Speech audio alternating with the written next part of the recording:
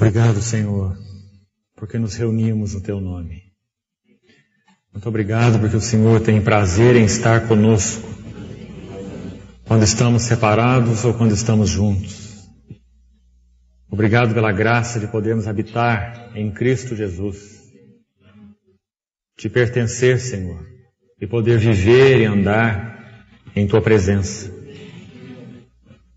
Nós pedimos ao Senhor que nos abençoe mais uma vez na compreensão, Senhor, da Tua palavra.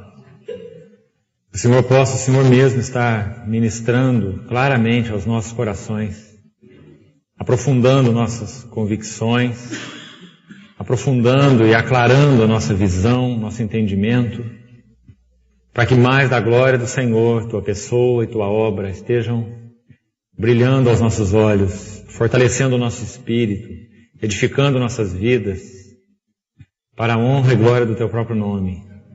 Para que nós como igreja possamos ser testemunhas vivas da glória da Tua pessoa e da Tua obra consumada na cruz. Pedimos ao Senhor que venha nos dar alimento nesta noite, Senhor. Em nome de Jesus. Amém. Irmãos, vamos prosseguir compartilhando um pouco a respeito da expiação e possivelmente encerrando então hoje esse terceiro aspecto fundamental, né? Esse terceiro alicerce que nós temos visto da nossa confissão. Para nós prosseguirmos mais ou menos de onde paramos, eu creio que seria importante os irmãos retomarem nas suas mentes, nos seus corações, que toda essa visão do capítulo 16 de Levítico, ela tem como fundamento a ira de Deus. Irmãos, é uma necessidade. Nós, como filhos de Deus, a igreja de Deus, nós temos uma compreensão muito clara mesmo a respeito da ira de Deus. Porque nós fazemos uma separação, penso eu, de forma errada entre amor e ira de Deus. A contraparte da ira de Deus é o amor de Deus, como verso e reverso de um mesmo item, de uma mesma moeda. Verso e reverso. A ira de Deus e o amor de Deus. De tal forma que quando você tem um, necessariamente tem o outro. Nós costumamos, na nossa mente natural, colocar como alternativa à ira de Deus, então, o seu amor. Mas, na verdade, creio que há clareza na palavra de Deus para dizermos que a alternativa da ira de Deus não é o amor de Deus. A alternativa da ira de Deus e do amor de Deus seria a indiferença. Todas as vezes que Deus exerce o seu amor, Ele exerce a sua ira. E todas as vezes que Deus exerce a sua ira, Ele está exercendo o seu amor. Nós não podemos ter uma moeda com apenas um lado. Sempre teremos dois lados.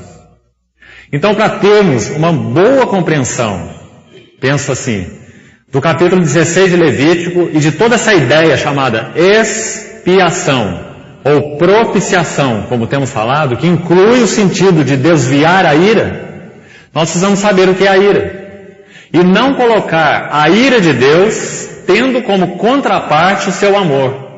Ou melhor, como alternativa, como o antônimo, o seu amor. Porque a ira de Deus e o amor de Deus não são antônimos. Não são antônimos. São sinônimos. São verso e reverso de uma mesma moeda. Os irmãos compreendem isso? Todas as vezes, vejam por exemplo, para tornar talvez mais claro de forma prática, veja que o capítulo 12 de Hebreus ensina sobre disciplina.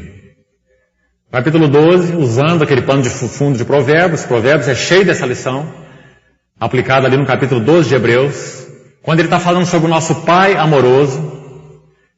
O autor de Hebreus diz assim, que ele como Pai corrige e disciplina a quantos ama. Ele açoita a todos aqueles que ele recebe por filho. Por quê? Porque lá em Provérbios diz assim, que aquele que ama o seu filho, cedo o disciplina. Então os irmãos vejam que ira e amor não são antônimos, são contrapartes de um mesmo fato, né? Do caráter de Deus. Deus é amor na mesma medida em que Deus é ira, e sempre que Ele exerce o seu amor, Ele está exercendo sua ira. Quando Deus trata conosco, nos colocando debaixo desse seu amor paternal, em todas as suas atividades amorosas, paternais para conosco, Ele estará exercendo a sua ira.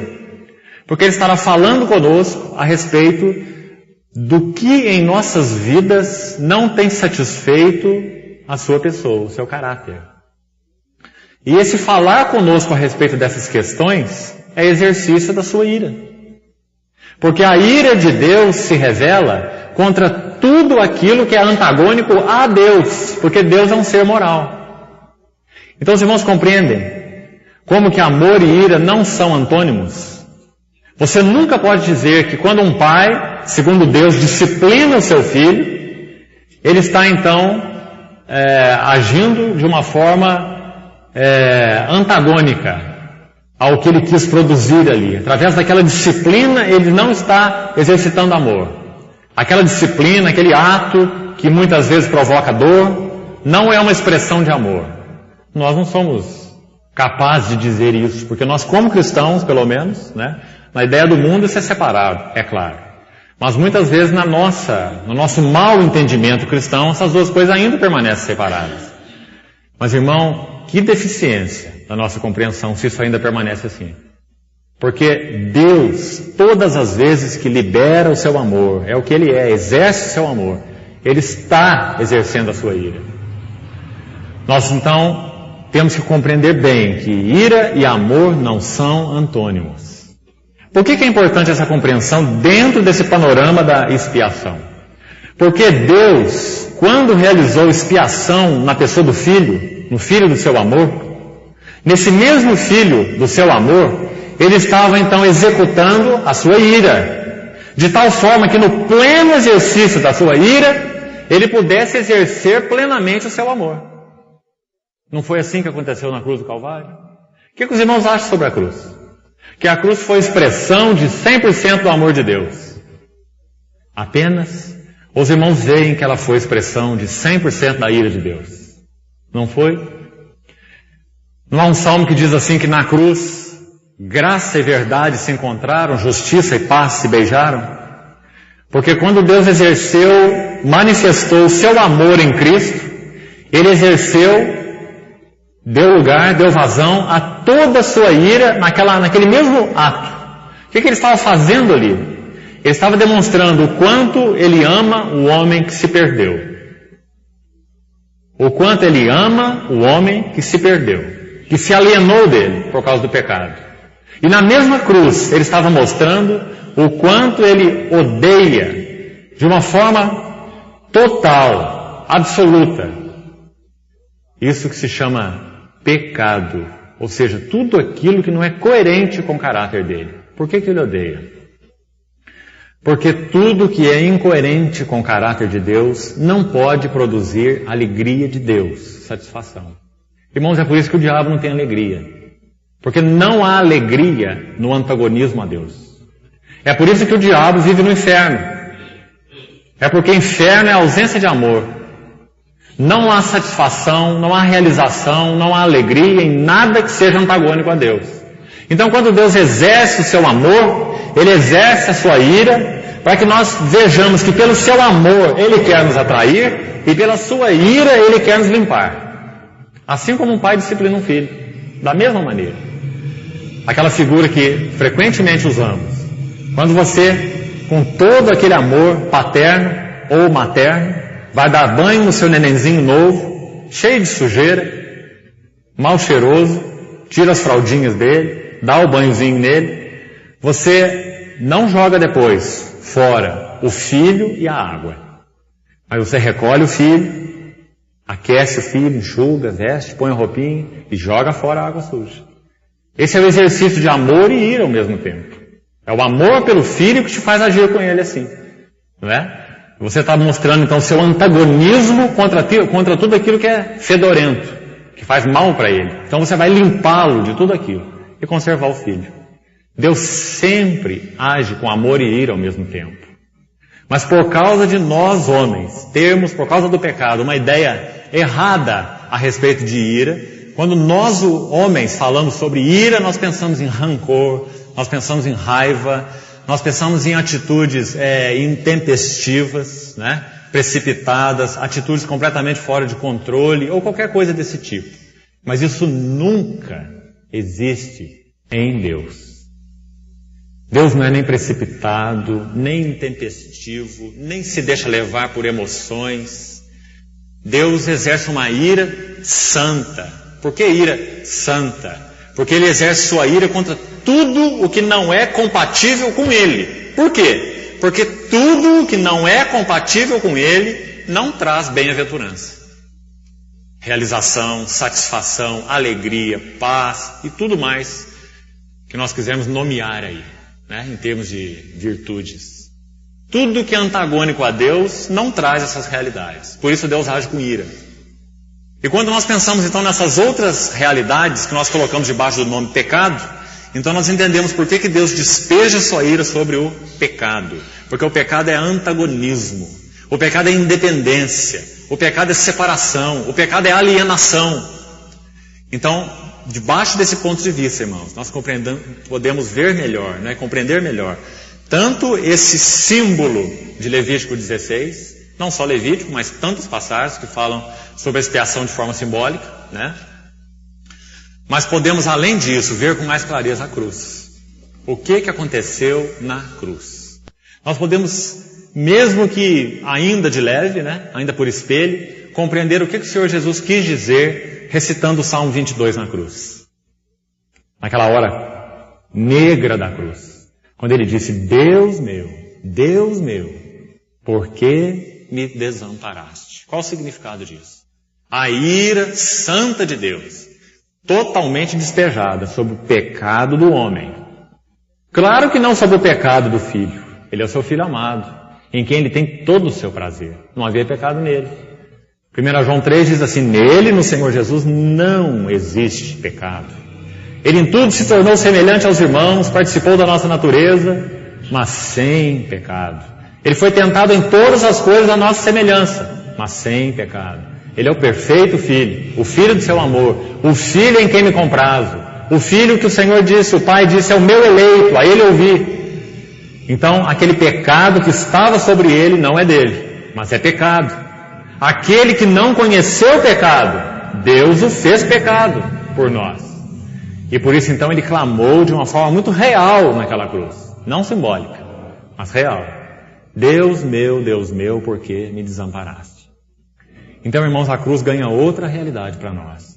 Que brilho a cruz ganha e que segurança nosso coração tem.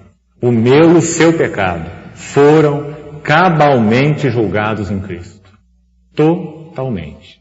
Deus meu, por que me desamparaste? Não havia motivo nenhum para esse desamparo, a não ser o pecado. Porque Jesus nunca perdeu de vista a face do Pai. Nem na eternidade, nem na vida terrena. Porque Ele é o Filho amado de Deus, perfeito de Deus, santo de Deus. Ele só perdeu de vista a face de Deus naquele momento em que a ira de Deus foi despejada sobre o pecado, que Ele então pôde, como perfeito substituto, assumir ali na cruz. E exatamente porque era perfeito.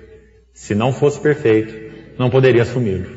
Ele só poderia assumir o pecado dele mesmo, se ele tivesse pecado. Um pecador não pode representar um outro pecador, de forma justa. Somente alguém sem pecado pode representar o pecador de uma forma justa, aceitável aos olhos de Deus. Não é assim? E esse é o Senhor Jesus. Por isso a morte do Senhor Jesus na cruz é tão única. Então, irmão, de novo, repetindo, nunca veja o amor como o antônimo de ira, mas como contraparte. Todas as vezes que Deus exerce o seu amor, Ele irá exercer a sua ira. Todas as vezes que Ele te der um senso claro do seu amor, Ele está exercendo sua ira em você. Ele está chamando você para mais perto dele, Ele está julgando o pecado em você, Ele está dizendo, olha, não faça isso, não ande por esse caminho, reveja isso na sua vida, se arrependa disso. Corte essa relação, fortifique essa outra, despenda mais tempo para isso, gaste menos tempo com aquilo. Esse é o exercício da ira de Deus. A ira de Deus. Nos separando, nos amadurecendo, nos limpando, ao mesmo tempo em que Ele exerce o seu amor. Então, irmãos, é muito importante compreendermos. Sabe por quê? Nós precisamos adorar a Deus pela sua ira, assim como adoramos pelo seu amor. É porque nossa visão é confusa. Nós somos adoradores de Deus em tudo que Ele é.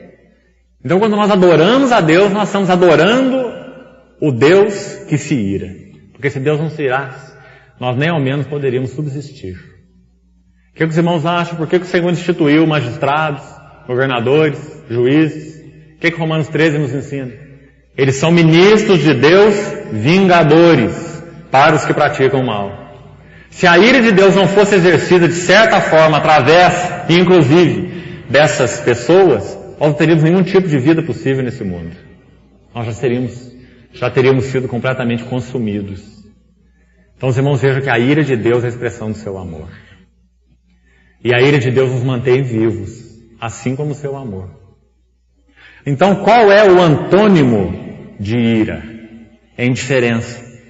Se Deus fosse moralmente neutro e indiferente, então Ele não exerceria a sua ira. O homem poderia ser redimido de outra forma. E é isso o que as seitas e religiões pregam. As religiões também falam sobre redenção. As seitas falam sobre redenção. A grande maioria delas. Só que redenção para eles não tem nada a ver com o Senhor Jesus encarnado, nem com a cruz e nem com o sangue. Redenção para eles é uma autorredenção. É o homem se redimir por si mesmo. Seja através de boas obras, seja através de conhecimento, de iluminação, seja como for. O homem vai se auto-redimir. Eles também falam sobre redenção, mas não pelo sangue. Porque eles não creem num Deus pessoal. Né? Mas nós cristãos cremos em um Deus pessoal e um Deus que não é moralmente neutro, mas um Deus que é bom em sua natureza e que julga todo o mal, porque Ele não é autor do mal. Tiago diz que Deus não pode ser tentado pelo mal, porque Ele mesmo a ninguém tenta. Ele é o Pai das luzes, em quem não há variação e nem sombra de mudança. Se nós não tivermos esse panorama primeiro, a ira de Deus o que é, o amor de Deus o que é, nós vamos ver mal a cruz. Nós vamos achar, talvez, que poderia haver um outro modo de redenção. Mas quando nós vemos bem o caráter de Deus, seu amor e sua ira, exercidos ao mesmo tempo, completamente, então nós vemos que a cruz é aquele ápice de amor e ápice de ira. A cruz é o ápice dos dois. E essa propiciação que nós temos estudado aqui em Levítico 16, um dos sentidos desse termo, ou expiação, né, significa desviar a ira. A ira desviada. Porque, irmãos, quais eram os objetos dessa ira? Essa ira tinha um destino. Ela não ia sofrer desvio. Essa ira tinha um destino. Qual é o destino? Romanos 1,18. Se você ler, você vai ver qual é o destino da ira. Romanos 1,18 diz assim: a ira de Deus se revela do céu contra, qual é o destino dela? Toda sorte de impiedade e perversão dos homens. Esse é o destino da ira. Toda sorte de impiedade e perversão dos homens. Não é propriamente contra os homens, mas contra a impiedade e perversão dos homens. Mas como essa impiedade e essa perversão estão nos homens, então isso os torna objetos da ira. Eles vão ser julgados, porque eles são ímpios e eles são perversos. Né? Então, quando a Bíblia diz, a ira de Deus se revela do céu contra toda sorte de impiedade e perversão dos homens, mostra qual é o destino, o curso desta ira. Irmãos, isso seria assim, até o fim, sem nenhum problema moral com Deus. Nenhum problema moral. Qual é o problema moral de Deus se Deus julgar quem merece ser julgado? Qual o problema moral? Que injustiça há? E mandar para o inferno quem é digno do inferno? Não há injustiça nenhuma, muito pelo contrário. Há um brilho, um fulgor de plena justiça. Deus está condenando quem merece ser condenado. Irmãos, mas há uma questão aí, dentro do coração de Deus. É que Deus, esses pecadores ímpios, como diz Romanos 1,18, esses que são objetos da ira, impiedade e perversão dos homens, esses ímpios e perversos, são amados por Deus. Porque Deus ama o pecador. Então, dentro do coração de Deus, digamos por uma compulsão dele mesmo, ele quer e vai salvar de forma justa o pecador que ele ama. Só que ele enfrenta uma dificuldade com seu próprio caráter. E não com o diabo, nem com anjos, nem com ninguém. Mas ele enfrenta uma dificuldade com ele mesmo. É como ele pode colocar em relação com eles pessoas que têm o pecado nelas e que precisam ser julgadas. Então Deus enfrenta, vamos colocar assim entre aspas, um conflito interno do seu amor, da sua ira, do seu caráter santo e, consequentemente, do seu antagonismo a tudo que não é de acordo com o caráter dele. Então, como que Deus vai fazer? Resolver esse dilema. Ele tomou o nosso pecado, julgou totalmente na pessoa de um santo substituto, ele mesmo na pessoa do seu filho, não uma terceira parte, mas Deus mesmo. Deus estava em Cristo. Cristo não é uma terceira parte, não. Deus estava em Cristo. São duas partes só. É só Deus e o homem, não tem nenhuma terceira parte. Deus estava em Cristo, porque Cristo é Deus, o Filho de Deus. Deus estava em Cristo, reconciliando com Ele mesmo o mundo. Ele e o homem. É um assunto entre Deus e o homem. Não é um assunto entre Deus, o homem e o diabo. Deus, o homem e mais alguém. Só Deus e só o homem. Deus 100% santo, o homem 100% pecador. Então, irmãos, com esse pano de fundo é que nós podemos compreender a propiciação. Senão isso tudo para nós não passa de simbologia. E a visão do Novo Testamento fica obscura. Aquilo que o Senhor realizou na cruz fica no mínimo obscuro.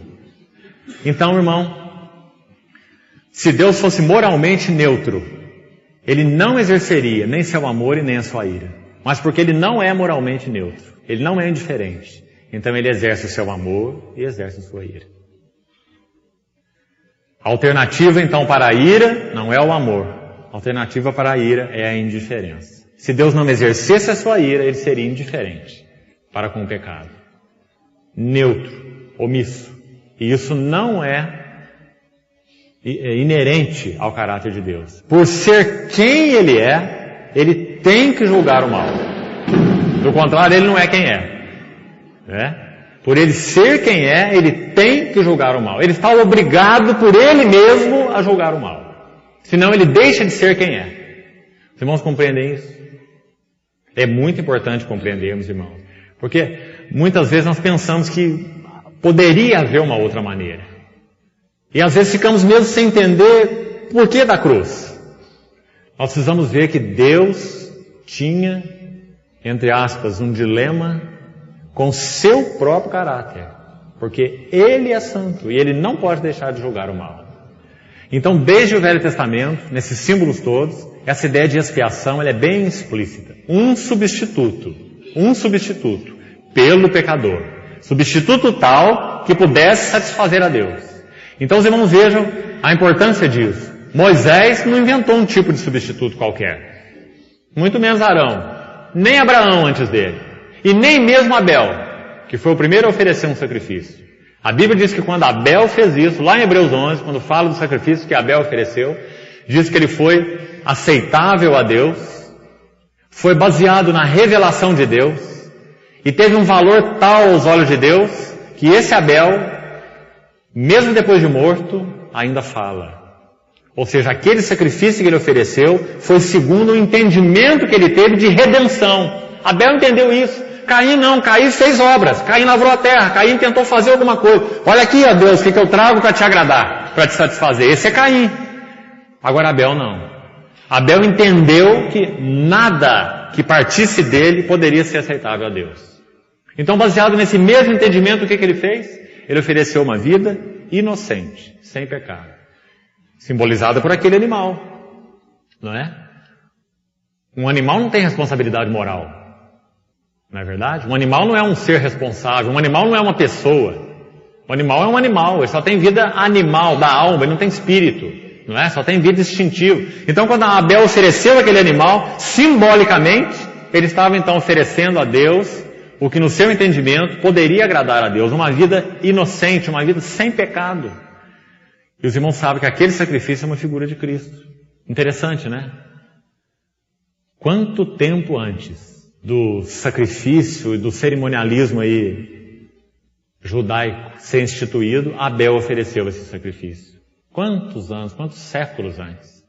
Baseado numa revelação da redenção de Deus e do culto que agrada a Deus. Abel ofereceu mais excelente sacrifício do que Caim. Então, irmãos, que coisa importante a nossa compreensão de propiciação, de expiação. Por que Deus fez assim? Porque Ele tinha que fazer assim. Por que Ele tinha que fazer assim? Porque Ele era obrigado pelo seu próprio ser. Porque se Ele não fizesse assim, Ele não seria Deus. Ele como Deus não é neutro. Ele como Deus não é indiferente. Ele como Deus é um Deus moral. Então Ele tem que julgar o mal. Mas Ele ama o pecador.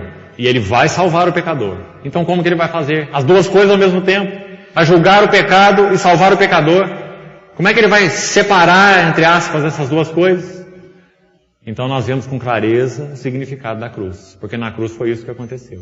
Julgou o pecado na pessoa santa do seu Filho, de tal forma que o pecado julgado ali no seu Filho foi completamente liquidado. Aquela dívida relacionada ao pecado foi paga. O sacrifício de Cristo é um sacrifício inclusivo. Ele assumiu o pecado no singular. Nós podemos dizer que o pecado não se limita a atos, né? Não é uma coisinha que você faz ali, outra coisinha que você faz aqui, outra coisinha que você faz lá. O pecado é como se fosse uma entidade espiritual, né? Ele é uma árvore da qual brotam muitos frutos. Então, quando o Senhor Jesus foi feito pecado na cruz, pecado no singular, na pessoa dele, Deus julgou todo o pecado. Não uma quantidade de pecados, simplesmente, mas todo o pecado. Por isso o capítulo 6 de Romanos fala que nós não estamos mais debaixo da lei e sim da graça e que o pecado não terá domínio sobre nós. Ela não fala sobre um ato ou outro específico, mas fala do pecado como um princípio, né? Como um princípio. Ele não terá domínio. Não importa o que ele produz. Isso, aquilo, a mentira, a inveja, o ciúme, o ódio, seja o que for. Não está falando disso. Está dizendo o pecado como princípio e tudo que ele produz como consequência. O pecado não terá domínio sobre vós. Por quê? Porque aquele que não conheceu pecado, também no singular, Deus o fez pecado. E nele o pecado foi julgado. Então agora não terá domínio sobre nós. Porque foi julgado na pessoa do Senhor. Então, irmãos, essa ideia, substituição vicária, ela é importantíssima na Bíblia. Importantíssima. A substituição efetuada por Cristo na cruz, satisfazendo a Deus e não ao diabo. O diabo não tem nada com isso. A dívida era com Deus e não com ele. Então, aquele sacrifício satisfazendo a Deus. É o que você vê aqui em Levítico 16. Onde que está o diabo nessa história aqui de Levítico 16? Totalmente fora. O sacrifício é levado, o sangue é levado lá no Santo dos Santos. É para apresentar a Deus e não ao diabo. Porque Deus é que deve estar satisfeito. É que deve se satisfazer. Para que o homem possa ser justificado. Segundo os padrões de Deus. Então, os irmãos, vejam a importância dessa compreensão. Toda essa simbologia tem essa ideia da substituição vicária e da satisfação de Deus como pano de fundo. Se nós não virmos isso, nós perdemos tudo. Nós ficamos só em detalhes aí, né? E perdemos toda a visão. Então, isso é muito importante nós compreendermos. Agora, deixa eu tocar num ponto aqui que não foi possível na reunião passada. E quando... por causa de tempo, né? E quando eu terminei de compartilhar, alguns irmãos pediram, inclusive, que fosse abordado aquela questão do bode emissário. Nós falamos na reunião anterior que aqueles dois animais, na verdade eram três, né? Aquele carneiro para o holocausto e aqueles dois bodes que eram oferecidos pelo povo como oferta pelo pecado. Nós mostramos que o carneiro, então, para o holocausto, fala exatamente do que eu coloquei agora aqui. Cristo satisfazendo a Deus. O holocausto é isso. Do holocausto ninguém come nada. O holocausto é queimado totalmente. Tudo é queimado. Porque a satisfação de Deus está em primeiro lugar. Deus deve estar satisfeito. Do contrário, nós não podemos ser aceitos. Então o carneiro do holocausto fala que Deus está satisfeito. É para a satisfação de Deus. Agora, no que concerne a oferta pelo pecado, o holocausto não tem nada a ver com pecado. O holocausto é satisfação de Deus. Agora, na oferta pelo pecado, nós temos 2 animais. Agora entra o pecado. Um animal, um bode, eles lançavam sortes, né, naqueles 2, e um deles era sacrificado. E o sangue era levado lá dentro do Santo dos Santos, passado nas pontas do altar, na parte mais alta, os 4 chifres do altar de bronze, fala de apresentar a Deus o sangue, e depois ele era levado lá dentro do Santo dos Santos, onde Arão já tinha levado o outro sangue do novilho por ele mesmo, em sua casa, né? Então isso eu já comentei na reunião anterior. Agora, e esse outro animal? Esse bode vivo? Arão colocava sua mão sobre a cabeça dele, diz o texto, se vamos olhar aí em Levítico 16, versículo 21, 16, 21, diz que Arão confessava todas as iniquidades dos filhos de Israel. Veja só, versículo 21. Todas as suas transgressões. Olha a ênfase no todos. Todos, todos, todos. 3 vezes. Todas as iniquidades, todas as transgressões, todos os pecados. Está vendo? 3 vezes. E os porá sobre a cabeça do bode, verso 21, e enviá-lo-á ao deserto pela mão do homem à disposição para isso. Deixa eu ler com os irmãos 3 textos. Creio que serão suficientes para trazer luz para nós sobre esse símbolo. Por que esse bode ia para o deserto? Deixa eu dizer a razão primeiro, depois nós lemos o texto. 2 aspectos complementares e muito ricos, muito lindos, muito cheios de significado. Em primeiro lugar, aquele bode carregando aqueles pecados simbolicamente, todos os pecados, todas as iniquidades, todas as transgressões, e indo lá para o deserto. Em primeiro lugar, os pecados, as iniquidades, as transgressões estavam sendo afastadas da vista de Deus. Esse é o primeiro ponto importante. Porque aonde estava Deus naquele dia da expiação? Onde estava a presença de Deus? No Santo dos Santos. Não é? Não estava lá em cima do propiciatório, aquela Shekinah, a glória de Deus, não estava lá? E aquele bodezinho indo lá para o deserto, o que significa isso? Todos os pecados, todas as iniquidades, não são algumas, irmãos, são todas. Todas as iniquidades estavam indo para longe, em primeiro lugar, da vista de Deus. Isso é que é primariamente importante. Agora, complementarmente, aquelas iniquidades, pecados, transgressões estavam indo para longe da vista de quem mais? Do povo. Na reunião passada nós vimos aquele texto de Hebreus 9, não é? Você tem uma alusão ali a esse fato, Hebreus 9:14. Fala que o sangue de Cristo, que aquele bode era símbolo, o sangue de Cristo, ele purificará a nossa consciência das obras mortas para servirmos ao Deus vivo, né? Então aquele bode levando aquelas iniquidades que Arão confessou sobre a cabeça dele, estava tirando da vista de Deus os nossos pecados e tirando da nossa própria vista, da nossa própria consciência, os nossos pecados. Olha como 3 textos aqui pelo menos vão nos ajudar. Vamos dar uma olhada em Isaías primeiro. Isaías 44. Olha o verso 22. Desfaço as tuas transgressões como a névoa, e os teus pecados como a nuvem. Torna-te para mim, porque eu te remi. Olha a ideia de redenção aqui, embutindo a questão de purificação de pecados. Desfaço as tuas transgressões como a névoa. Isaías 44, 22, por exemplo. Capítulo seguinte aí, Isaías 43. Aliás, capítulo anterior, né? 43. Olha o versículo 25. Olha que verso claro também sobre essa tipologia do bode emissário. Eu mesmo. Observa a ênfase, irmão. Esse eu mesmo é muito significativo. Você está vendo como que Jesus não é uma terceira parte? Você está vendo que quando Deus enviou um mediador, o mediador não é alguém apartado dele mesmo, mas o mediador é ele mesmo. Quem é o mediador? Cristo Jesus, o homem. É o Filho de Deus encarnado. Ele é Deus mesmo, assim como ele é homem, ao mesmo tempo, né? Totalmente Deus, totalmente homem. Então olha esse eu mesmo, como é precioso. Isaías 43, 25. Eu mesmo, sou o que apago as tuas transgressões, por amor de quem? De mim. Outra expressão muito importante, tá vendo? Por que Deus faz isso? Porque Ele olhou para o homem e teve piedade do homem perdido. Muito mais do que isso. Ele teve sim misericórdia do homem que se perdeu, é claro. Mas Deus fez isso porque Ele é amor. Digamos que isso significa, então, né, uma compulsão interna, não é externa. Deus agiu assim porque Ele é assim. Eu mesmo, sou o que apago as tuas transgressões por amor de mim, e dos teus pecados não me lembro. Figura linda também, porque Deus não é um Deus sem memória. Tá certo?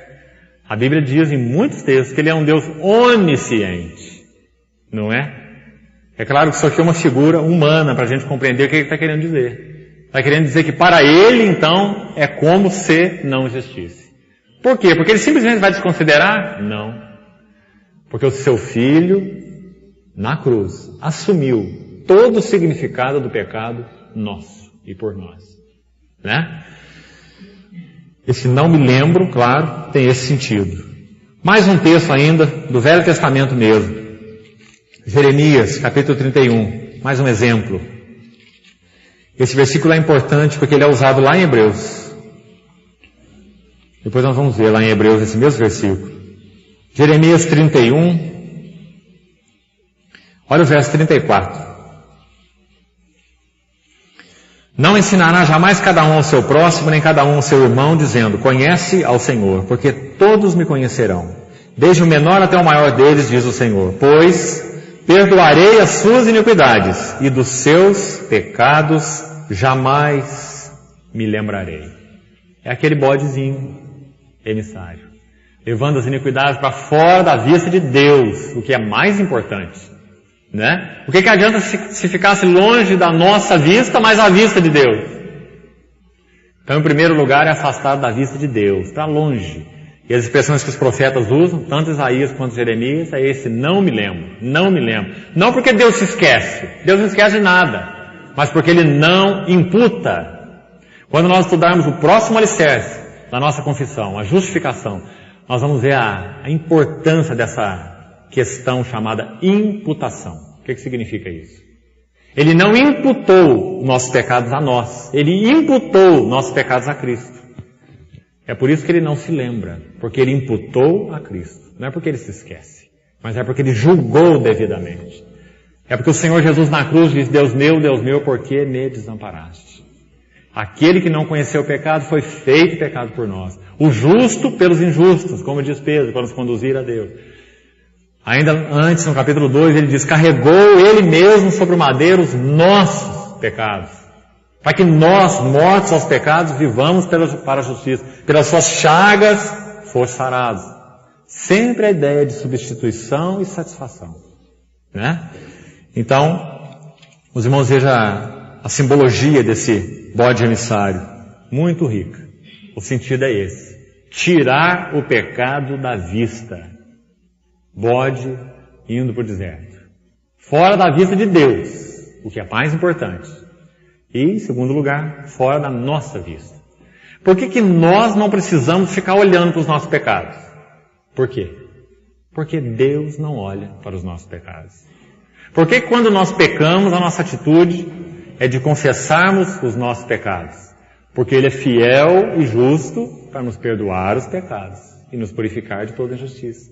E por que Ele é fiel e justo para nos perdoar? Por que Ele não pode dizer assim para nós, esse pecado eu não vou te perdoar? Por que Ele não pode dizer isso? Porque Cristo assumiu, lembra do bode lá? No versículo que nós lemos, versículo 21 de Levítico? Todas as iniquidades, todas as transgressões, todos os pecados. 3 vezes no mesmo versículo. Versículo 21 do capítulo 16. Muito importante, irmão. Não há pecado que o Senhor não possa perdoar de um filho dele, porque Cristo Jesus assumiu todo o nosso pecado no singular e todas as consequências dele no plural. Irmãos, se nós tivermos uma compreensão correta da graça, o nosso coração realmente é mudado. Se nós tivermos uma meia compreensão da graça, nós temos muito problema. Algumas pessoas, quando Paulo pregava esse evangelho, elas se escandalizavam. Os irmãos se lembram, em Romanos 6. Romanos 6, Paulo faz mais ou menos como que uma defesa com relação ao que essas pessoas argumentavam.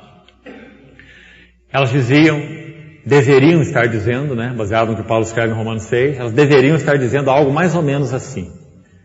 Se a graça que Paulo prega é realmente desta forma que ele está pregando, então o melhor para nós é permanecermos no pecado, porque assim a graça será mais abundante. Lembra que eles falaram isso? Quanto mais nós pecarmos, mais nós vamos ver como a graça é maravilhosa, como a graça perdoa tudo, não importa o que eu faço, a graça perdoa tudo. As pessoas compreendiam assim, parcialmente, né, a visão do que Paulo pregava. Lembra como que Paulo respondeu? Ele respondeu que a graça, conforme ele pregava, não lidava só com pecados, atos, frutos de uma árvore. Ele mostrou que a graça, como ele pregava e via em Cristo, né, por revelação do próprio Deus, ela incluiu o pecado como Senhor, como aquele que domina, como aquele que nos mantém escravos. Então ele responde a pergunta dizendo assim: como viveremos nós no pecado se para ele nós já morremos? Que lindo, né, irmãos? Então os irmãos viram que a questão não eram atos. Então vamos pecar bastante, porque nós vamos ter bastante graça. Onde abundou o pecado, superabundou a graça. Então vamos pecar mais para ter mais graça. Essa era a falsa compreensão. Então Paulo falou: mas como viver no pecado? Se para o pecado nós morremos. Nós fomos libertos do pecado pela morte de Cristo. O pecado era nosso Senhor. Hoje ele não é nada. Ele não tem domínio sobre nós. Se nós andamos em Cristo, permanecemos em Cristo. A lei do Espírito da vida em Cristo te livrou da lei do pecado e da morte. Né? Então os irmãos vejam que o problema não é a graça, é claro. O problema é a má compreensão da graça. Então você tem aí essas visões parciais do Evangelho, que tentam resolver o problema assim: não, irmão, cuidado. Se você pecar, naquele momento que você pecou, você perdeu a sua salvação. Você agora precisa se arrepender do pecado para você recuperar a sua salvação. Porque se você morrer naquele pecado, você vai para o inferno. Porque na medida em que você pecou, você foi excluído da graça, da aliança de Deus. Essa é uma visão falsa. Totalmente falsa. Nós somos filhos de Deus. E o pecado não é nossa norma de vida. O pecado é um acidente de viagem. E se confessarmos os nossos pecados, Ele é fiel e justo para nos perdoar os pecados e nos purificar de toda injustiça. A palavra de Deus é muito clara. Então o que isso gera em nós? Um desejo de brincar com o pecado? Ou gera em nós um temor de Deus, uma adoração a Deus, uma gratidão a Deus? Depende da nossa compreensão da graça, né? Se ela for clara, isso gera em nós um desejo de andar com Deus, um desejo de agradar a Deus. E se pecarmos, confessamos nossos pecados, sabendo que Ele é fiel e justo, e aquele sacrifício foi todo suficiente para me perdoar de todos os meus pecados. Essa é a visão da graça que Paulo pregava, que escandalizava tanta gente, né? E que ainda hoje escandaliza. Tanto que se ouve aí tanta coisa nublada, né, com relação a isso. Mas, irmãos, até na tipologia essa ideia é clara. Olha lá em Levítico 16 e você vai ver. Aquele animalzinho levando todas as iniquidades, todas as transgressões, tudo para longe da vista de Deus. E o que eles faziam quando eles pecavam? Eles eram jogados lá fora do arraial? Normalmente não.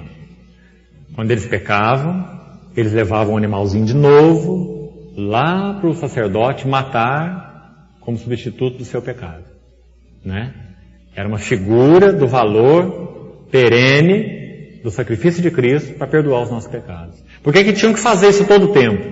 Porque era um animal. Por que nós não temos que fazer isso todo o tempo?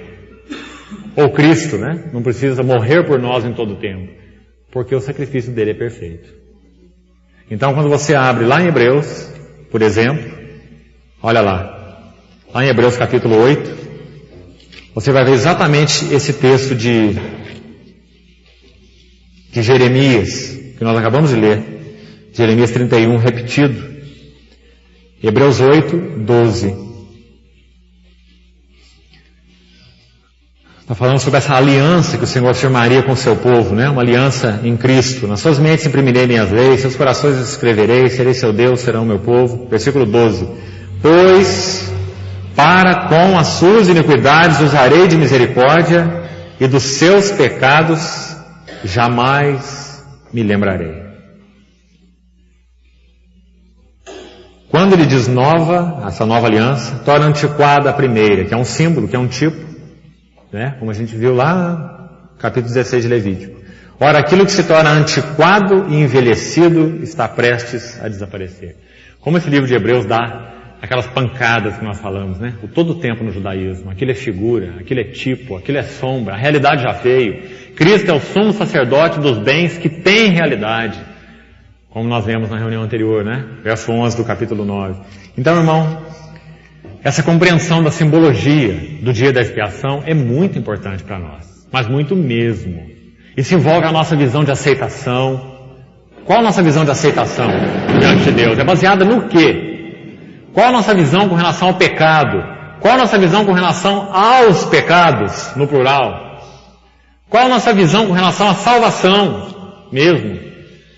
Então os irmãos vejam que envolve muitos aspectos. A nossa boa compreensão da expiação. O que foi feito na cruz, né? Agora, nós temos 10 minutos para fazer uma obra impossível aqui. Eu vou ler com os irmãos no Novo Testamento 3 versículos. E queria colocar a ideia bíblica a respeito dessa palavrinha agora no Novo Testamento, a palavra propiciação. Deixa eu ler para os irmãos rapidamente os textos, e depois os irmãos meditem por si mesmos. Eu queria encerrar esse assunto para entrarmos no próximo, na outra reunião. O Testamento, irmãos, ela inclui 3 aspectos. A palavra propiciação, ela é usada no Novo Testamento, ela é a mesma palavra expiação, usada lá em Levítico 16 e em muitos outros lugares, né, no Velho Testamento, do hebraico. Já falei isso para os irmãos, aquela palavra kaporete. Ela é transliterada, existe uma versão grega do Velho Testamento. O Velho Testamento é hebraico no original. Existe uma versão grega do Velho Testamento, chamada Septuaginta. E nessa versão grega, a palavrinha usada para expiação, que substitui esse caporete, ela tem 3 aspectos muito preciosos que falam sobre a beleza do sacrifício de Cristo, cumprindo a tipologia do dia da expiação. Eu queria mostrar para os irmãos, então, em 3 lugares no Novo Testamento, onde essa luz raia para nós de uma maneira muito linda. A palavra grega, ela tem uma mesma raiz, um mesmo sufixo, e os prefixos diferentes. Seria H-I-L-A-M. Ilan, ou Ilas. Então, os irmãos vão ver a mesma raiz para 3 palavras diferentes que mostram 3 sentidos complementares da propiciação. Uma palavra é verbo e 2 são substantivos. Vamos devagarzinho para os irmãos entenderem. Abra o primeiro texto, Hebreus 2:17. Os irmãos vão ver que aqui o sentido é um verbo. A palavrinha grega aqui, em Hebreus 2:17, é ilaskomai. Os irmãos sempre vão ter esse sufixo ilas, H-I-L-A-S, ilas. Olha Hebreus 2:17. Por isso mesmo convinha, está falando de Jesus, que em todas as coisas ele se tornasse semelhante aos irmãos. Todas as coisas, participou de carne, de sangue, né? Natureza humana real, como fala o versículo 14. Então em tudo ele se tornou semelhante aos irmãos, para ser misericordioso e fiel.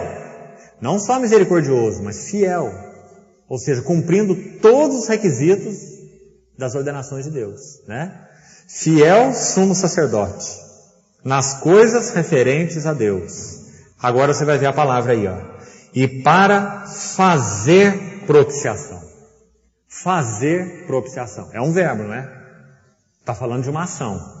Foi traduzida aí no nosso português por fazer algo. Então é uma ação. É um verbo. Fazer propiciação. A propiciação é uma ação. Ela é feita. Então a primeira figura que eu queria mostrar para os irmãos é que Jesus, ele é, em primeiro lugar, aquele que fez expiação, ou seja, ele é o sumo sacerdote. O que o sumo sacerdote fazia com aqueles animaizinhos? Ele fazia propiciação. O animal não se matava a si mesmo, não é? O animal não se matava, é claro, o animal era morto. E quem que fazia essa propiciação? O sumo sacerdote.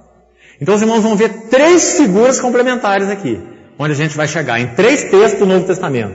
A mesma ideia é propiciação, mas 3 aspectos. Jesus é quem faz propiciação. Jesus é quem é o lugar da propiciação. E Jesus é quem é a oferta propiciatória. Então é uma visão complementar magnífica.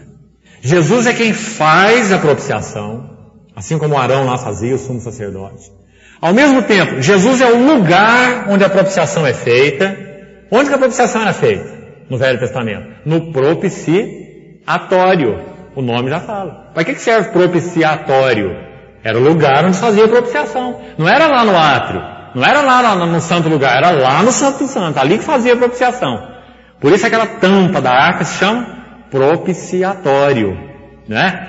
E aquele propiciatório também é uma figura de Cristo. Cristo, vamos usar essa expressão para a gente entender, né?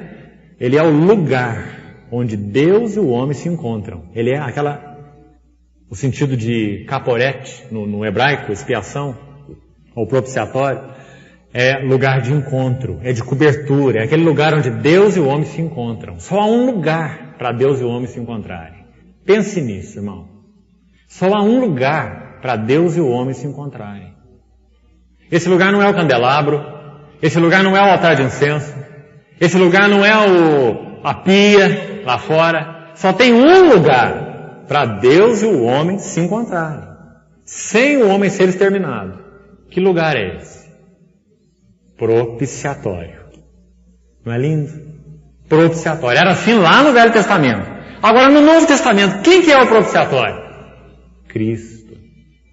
E você vai ver que tem um texto que mostra isso claramente, Romanos capítulo 3. Então Cristo é quem faz propiciação, ele é o sumo sacerdote. Cristo é o propiciatório, é o lugar onde a propiciação é feita, onde Deus e o homem se encontram, sem o homem ser exterminado. Deus e o homem se encontram em comunhão, porque Deus é satisfeito. Por quê? Por causa do sangue. Por causa do sangue. Então Deus e o homem podem se encontrar por causa do sangue. Os irmãos imaginem se Arão entrasse lá todo bonito, né? Lá com as suas vestes sagradas, de linho branquíssimo, a mitra, o incenso cheio de brasas lá, o incensário cheio de brasas, com incenso fumegando, tudo arrumadinho, mas sem sangue. Irmãos, ia ser um incêndio tremendo, né? Ia queimar tudo, ia queimar as roupas do Arão, o incensário, ia queimar tudo, porque está faltando o mais importante, o sangue, né? Então Cristo Jesus, ele é o propiciatório. Por quê? Porque o sangue de Jesus, seu Filho, nos purifica de todo pecado. Então Cristo é esse lugar. Por isso que Paulo escreveu para Timóteo assim, há um só Deus e um só mediador, um só lugar, onde Deus e o homem se encontram. Um só lugar. Cristo, Jesus, homem. Ele é o propiciatório. Não é? Que maravilha, irmão. Então você vê a palavrinha propiciação, a mesma raiz, ilas, H-I-L-A-S, usada com 3 aspectos diferentes e complementares. Cristo é quem faz a propiciação, e a palavra aqui então em Hebreus, fazer propiciação, no grego é ilas, a raiz que eu já citei, né? Ilaskomai, porque esse ai no finalzinho aí de qualquer palavra grega exprime verbo, exprime ação, esse ai no final. Então, ilaskomai significa fazer propiciação. E é como foi traduzido aí. Cristo faz propiciação pelos pecados do povo. Então os irmãos estão vendo? Quem que faz propiciação? O sumo sacerdote. Lá na velha aliança era Arão, ele era o tipo. Quem que faz propiciação no Novo Testamento? Cristo. Só ele faz. Porque só ele é Deus e homem. Né? Então, fazer a propiciação é o primeiro sentido, esse ilaskomai, verbo. Agora as outras 2 palavras são substantivos. Uma exprime o lugar onde a propiciação é feita. E a palavra grega, de novo, tem o ilas, a mesma raiz, porque fala de propiciar, né? Ilas, agora você tem terion, T-E-R-I-O-N, ilasterion. O que é o hilasterion? É o propiciatório, é o lugar onde a propiciação é feita. Abra em Romanos para você ver essa palavra. Romanos 3, 25. Romanos 3, 25. Medite nisso depois, você, nessas três expressões. Quanto isso é grande, irmãos. Romanos 3, 25 diz assim: a quem Deus propôs. Quem é esse quem? É Cristo. Verso 22 você vê, verso 24 você vê a redenção que há em Cristo Jesus. Aí o verso 25 de Romanos 3. A quem, Cristo, Deus propôs, ou Deus manifestou, no seu sangue como propiciação. Esse é o sentido aqui. Lugar de propiciação. Isso aqui já não é um verbo, né? Como lá em Hebreus, não é um verbo, aqui é um substantivo, é o lugar de propiciação. Deus propôs no seu sangue propiciação, lugar de encontro. Um dos sentidos daquela palavrinha hebraica que eu citei, lá aquele caporet, lá no hebraico, expiação, fala de lugar de encontro, de assento de misericórdia. O propiciatório é o assento da misericórdia. Por isso que o livro de Hebreus fala assim que nós temos um grande sumo sacerdote que penetrou os céus e nós devemos achegar a ele. Lembra aquele texto de Hebreus? Achegar a ele, Hebreus 4. Junto ao seu trono da graça. Aquela expressão é derivada lá da simbologia do Velho Testamento, do propiciatório especificamente. Aquela palavra hilasterion, não é? O propiciatório, caporé, que significa assento de misericórdia. Assento de misericórdia. Ali Deus manifestava a sua misericórdia, no propiciatório. Então, Romanos 3, 25 é um substantivo. Hilasterion. Deus propôs no seu sangue um lugar de propiciação, mediante a fé, para manifestar a sua justiça. Seria então a segunda palavra. E a última, para a gente terminar. Ela aparece em mais de um lugar, mas vamos citar só um exemplo. 1 João capítulo 2. 1 João capítulo 2. Abra lá, por favor.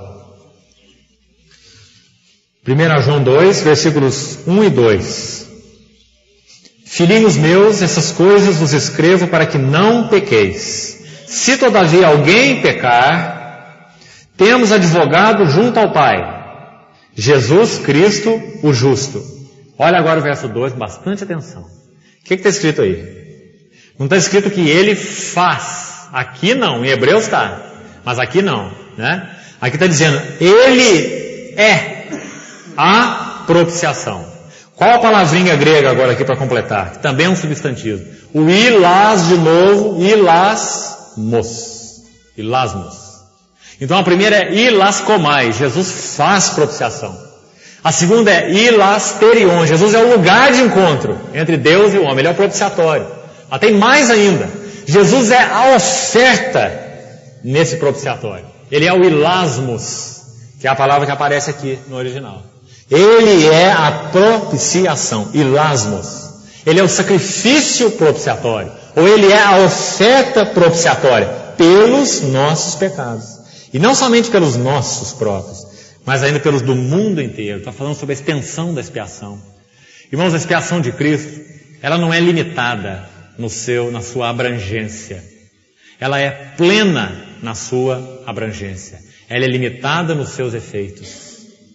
Porque somente os que creem se apropriam do significado da propiciação. Somente os que creem. Mas com relação à sua extensão, ela não é limitada. Ela é plena. Cristo é propiciação pelos nossos pecados e ainda pelos do mundo inteiro. Né? Tremendo texto. Ele é o ilasmos, ele é a oferta de propiciação. Então, quando os irmãos juntam essas ideias todas, os irmãos vejam que a simbologia de Levítico 16 fica completa. Quando você olha para Arão, você vê Cristo. Cristo é quem faz propiciação. Quando você olha para o propiciatório, você vê de novo Cristo. Cristo é o lugar de encontro entre Deus e o homem.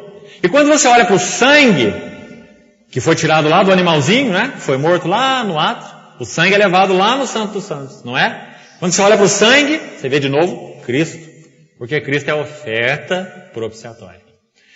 Então nós podemos dizer, irmãos, que num ato apenas, Deus está triplamente satisfeito. Usemos essa expressão. Porque quem fez a propiciação é perfeito. Esse lugar de encontro que foi provido para Deus e o homem é perfeito. Deus vai se encontrar com o homem sem problema, porque o pecado está julgado. O pecado foi imputado a Cristo. Então esse hilasterion, esse propiciatório é perfeito, é Cristo. E esse sangue também é perfeito, porque a oferta é perfeita, é Cristo. Cristo é tudo. É o sumo sacerdote, é o propiciatório, é a oferta, ao mesmo tempo. Então você vê que o Espírito Santo não usou essas 3 palavrinhas aí no Novo Testamento de qualquer forma, à toa. Ele quer mostrar que Cristo cumpre tudo aquilo que o Velho Testamento tipifica. Arão é uma figura dele, propiciatório é uma figura dele, sangue é uma figura dele, tudo é uma figura dele. Ele cumpriu plena redenção, uma expiação perfeita, uma propiciação perfeita. E a ira de Deus então foi desviada. Deus exerceu plenamente seu amor, exercendo plenamente a sua ira. É isso que nós precisamos compreender. Deus não podia exercer seu amor sem exercer sua ira. Que o Senhor dê, irmãos, a nós uma convicção plena a respeito desse alicerce, tão fundamental para a nossa fé. Como eu disse para os irmãos aqui, desses 4 mensagens que passamos, compartilhando esse ponto, quanta distorção há nesse assunto. Quanta distorção, quanta má compreensão sobre a pessoa do Senhor, o sacrifício expiatório, a nossa salvação, as implicações da nossa salvação, nosso trato com o pecado, o nosso trato com os atos pecaminosos, muita confusão. Por quê? Por causa de má compreensão do significado da cruz. Então que o Senhor possa gerar em nós um desejo de aprofundarmos nessas verdades, para que nós tenhamos alicerce realmente, alicerce que redundem em adoração ao Senhor. Por que lá no livro de Apocalipse é só isso que nós vemos, né? Glória ao Cordeiro que foi morto, com seu sangue ele comprou. Não é isso que nós vemos? Na consumação final? Porque nós não temos nenhuma atitude, irmãos, a fazermos diante, como diz o autor de Hebreus, né, de tão perfeita, tão grande salvação. Nós estamos definitivamente reconciliados com Deus. Definitivamente perdoados por Deus. Definitivamente salvos por Ele. Deixa eu me ler um versículo aqui e a gente vai terminar com ele. Abra sua Bíblia, por favor. Romanos 5. Para você ir para casa meditando um pouquinho nesse conceito que nós falamos, do amor e ira de Deus. Olha como que o Espírito Santo, através de Paulo, coloca junto esses 2 conceitos no mesmo contextozinho. Romanos 5, 8 e 9. Vejam só, amor e ira, como eu falei, não como antônimos, mas como contrapartes. Romanos 5, 8. Deus prova o seu próprio, o quê? Amor para conosco. Como que ele provou esse amor? Pelo fato de ter Cristo morrido por nós, sendo nós ainda pecadores. Olha o verso 9. Logo, muito mais agora, sendo justificados pelo seu sangue, seremos por ele salvos do quê? Da ira. Que lindo texto, não é? Deus prova o seu amor. Como que ele prova o seu amor? Porque, por causa do seu amor, ele exerceu a sua ira. Só que ele exerceu a sua ira desviada dos seus objetos dignos, que éramos nós. Dignos do exercício da ira de Deus. Então ele desviou a sua ira de nós, despejou a sua ira sobre Cristo, o nosso substituto. Como que Deus prova o seu amor? Porque sua ira foi despejada sobre o mediador. Cristo morreu por nós. É o que está escrito no verso 8. Tendo Cristo morrido, Deus prova o seu próprio amor, pelo fato de ter Cristo morrido por nós. Sendo nós os pecadores, mas foi Ele quem morreu.